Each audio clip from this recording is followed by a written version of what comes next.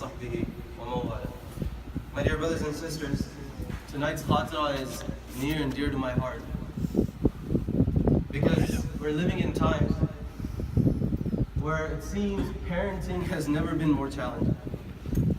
More and more parents are concerned, will my children stay on the straight path after me? And the reason is because shaitan is coming at us from two key angles. One is shaitan is coming at us from the angle of shahawat, where basically he has availed all the desires and need to be entertained and all the luxuries essentially on a click of a button, right? Available on our smartphones.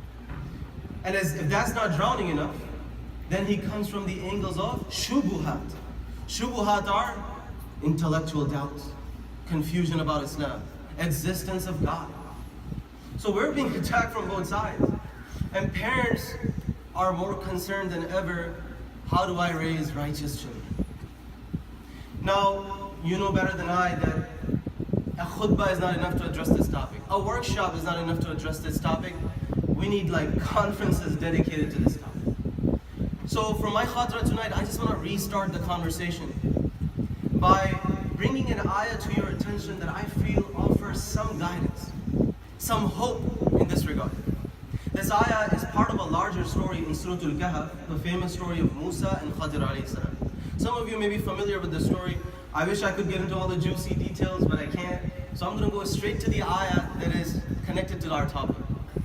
So in this part of the story, where we're going to jump in, Musa alayhi salam and Khadir alayhi salam are entering a town, an unfamiliar town, an uncharted territory, if you will. And they're tired from their long journey. They're probably fatigued, out of water, out of food, and they're kind of, banking on the hospitality of the people of the town. Maybe somebody will give us a place to crash and take care of our food situation.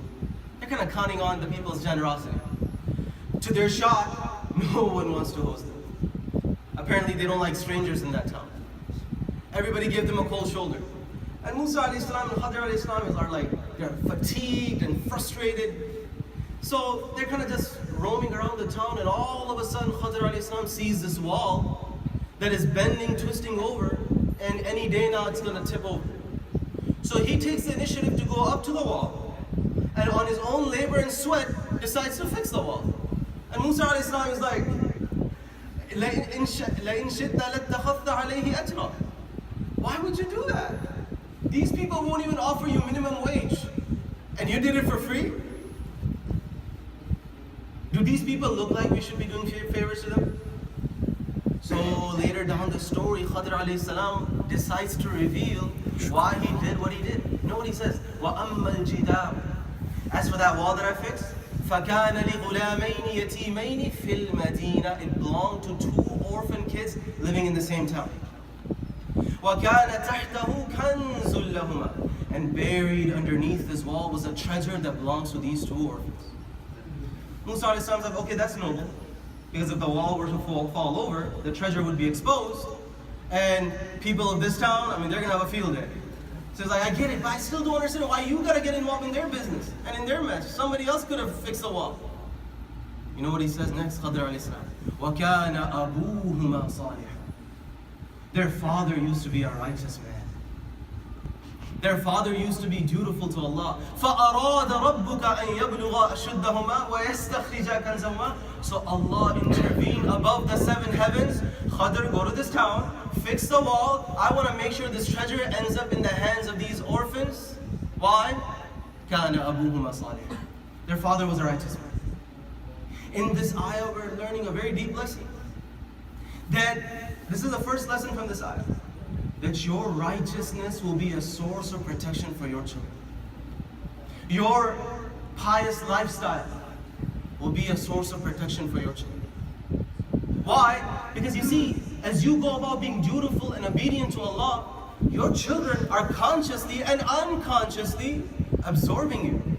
Absorbing your lifestyle, absorbing your values, traits, preferences, customs. And they take after you. You may not think that way, that you have that kind of influence on your children. I promise you, you do. I remember, subhanAllah, my father, he was really picky about us kind of closing the lights whenever we leave the room. And he would get really frustrated, that we would come out of the living room, the lights are on. Come out of the bedroom, lights are on. Come out of the bathroom, lights are on. He's like, why can't you just close the lights? SubhanAllah, as I'm approaching the age of 30, and when you were young, and our dad was like, close the lights, and when you were young, you're like, there goes dad again. As I approach the age of 30, I find myself doing the exact same thing. I tell everybody in my house, please close the light, please close the light. I gotta pay the electricity bill. SubhanAllah, subconsciously I'm reverting back to the habits of my father. And I'm like, wow, SubhanAllah, the kind of influence we have on our children. You are the best teacher your children will ever have. The way you shape their character, there's just no substitute. Over my 10 years of teaching experience, I've always seen this. That almost always the best students come from families where there's a healthy, wholesome Islamic environment. So much easier to shape, so much easier to mold. And you teach them and shape them not by lecturing and screaming and shouting and commanding, but by modeling the right behavior. Be the change that you want to see. Because you see, our children are really smart. They're always monitoring and looking at us. So when you decide to delay your Asr prayer all the way to the last 20 minutes, your children just took a cue from you. Oh, that's how important prayer needs to be in my life. Oh, I see. Next time you come home from work and you're glued to your TV for the next 3 hours, your child just picked up something. Oh, so the family time is really not that important after all, is it?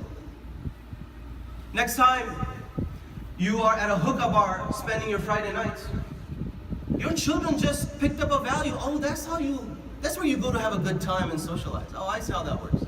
These are the kind of people I'm supposed to hang out with. With a bleeding heart, I say this to you. Next time they see you yelling at your wife and their mother, and cussing and screaming at them, just remember that is exactly how they will talk to their wives. I was reading a study conducted on 50, 60 men. Each of them was charged with domestic abuse, physically beating and abusing their wives. And they were trying to do this exhaustive study to try to figure out there's one common denominator, variable, that kind of explains this behavior. You know what they found? Almost every single one of these men came from families where they saw their father physically abusing their mothers. You know what's crazy? This child who grew up to be an abuser, when he must have seen his mother getting abused, whose side was he on? Father's side or the mother's side? What do you think? Mother's side. His sympathy and tears must have been with his poor mother who's getting victimized. Yet, this same sympathetic child grows up, and when it's time for him to become a husband, subconsciously he reverts back to the only way he knows how to be a husband, and that is the way he saw his father. And that cycle of abuse continues. May Allah forgive us and protect us. Kullu mas'ulun an ra'iyatihi. You will be asked for the people you're responsible for. So that is the first lesson from this ayah, that your lifestyle, your righteousness and piety is a source of protection for your children. The last lesson that I'd like to share with you from this ayah is that, my dear brothers and sisters, in this ayah, we're being given a hint that let your children be a motivation for you to do good deeds that will be a safety net for them after you leave this world. Do the kind of good deeds that will protect your children in the darkest of times. When all looks bleak, it will be your good deeds that will be their refuge, will be a source of Allah's rahmah upon them. Yeah, it's great that we're investing in a college fund and we're investing in their college education. Those are wonderful things. Saving for their future, fantastic. But you also need to leave behind a spiritual saving that will be crutches for your children when you have long gone. One of the famous preacher from Kuwait, Nabil Iwad, he says, whenever I feel lazy about my sunnahs and nafil prayers, he says, as I'm getting lazy and I want to kind of just cut corners, I remind myself and ask myself a question. Can I bear to see the side of my children missing prayers and being neglectful about their prayers? If I can't, then let me not neglect my prayers. Mm. Abdullah ibn Mas'ud, one of the greatest companions of the Prophet ﷺ, he said, I took 70 surahs from the mouth of the Prophet as they're freshly coming down. This great companion, if somebody would be a good father, you think it would be him. Who can be a better role model? Yet this Abdullah ibn Mas'ud would get up in the middle of the night to offer tahajjud prayer. And as he's about to say Allahu Akbar, his little son is lying next to him, sleeping. And as he's about to start his prayer, he would look at his son and he would say, Li ajlika ya bunay. My dear son, I am offering this for you, to safeguard your iman in the future. And then he would say Allahu Akbar and begin to recite Quran. And you know what ayah he would recite? وَكَانَ أَبُوهُمَا صَالِحًا. And as tears are rolling down his eyes. Sa'id ibn Musayyib, Kibaru Tabi'in, Sayyidu Tabi'in, the leader of the Tabi'in, met over 70 different companions of the Prophet ﷺ. You think he would make automatically, by default, an amazing father? You know what he used to tell his son? He said, Ya bunay, لَأَزِيدَنَّ فِي عَمَلِي مِنْ أَجْلِكَ. My dear son, I increase my prayers for your sake. For you, that perhaps on the day of judgment, I might have to deal with a situation where you become the source of my sorrow. To avoid that scenario, I increase my prayers today. You and I need to do that. Pass on good deeds. There will be a sanctuary for our kids. And our mashayikh, that's why they do so many different types of good deeds for this reason. One lady came to one of the shuyukh and said, you know, my son is giving me such a hard time, or daughter, such a hard time when it comes to eating any food. So picky. 90% of the food on planet Earth, they're either allergic or just don't like it. I'm having such a hard time. What do? Shaykh said, go find poor children and feed them. The dietary issues of your children will go away. Take care of other children. That's why one of our shuyukh, he used to say that whenever I see my child misbehaving and acting poorly with bad manners, first thing I do is go and give sadaqah, and then he would recite the ayah, خُذْ مِنْ أَمْوَالِهِمْ صَدَقَةً تُطَهِّرُهُمْ. Give charity that will be a source of purification for you. And then he would make a dua, Ya Allah, let this charity be a means of purification of my children's manners, and their iman, and their akhirah. Constantly make dua. So this right here is our challenge. And these are some of the few things that you and I can do, my dear brothers and sisters. I like to end my khatira tonight by giving you a little bit of a good news. I know there are a lot of heavy things that I share with you, but to leave you on a good note, positive note, a light note. I've heard this from multiple scholars and multiple shuyukh, and they've said this. So I'm narrating on their behalf. They say when a child grows up in a wholesome, healthy Islamic environment and family, and in that family parents have done their best to be the best role models they can be, and they have done their best to teach them Islam, and they have done their part. Now that child, even in his teenage years or her teenage years, even when they go to college, if they go off track and they fall off the wayside and they fall in major sins, God forbid, even if they leave Islam, almost always when these same children are about to reach the age of parenthood, they make a U-turn in their life. Almost always. Why? Why?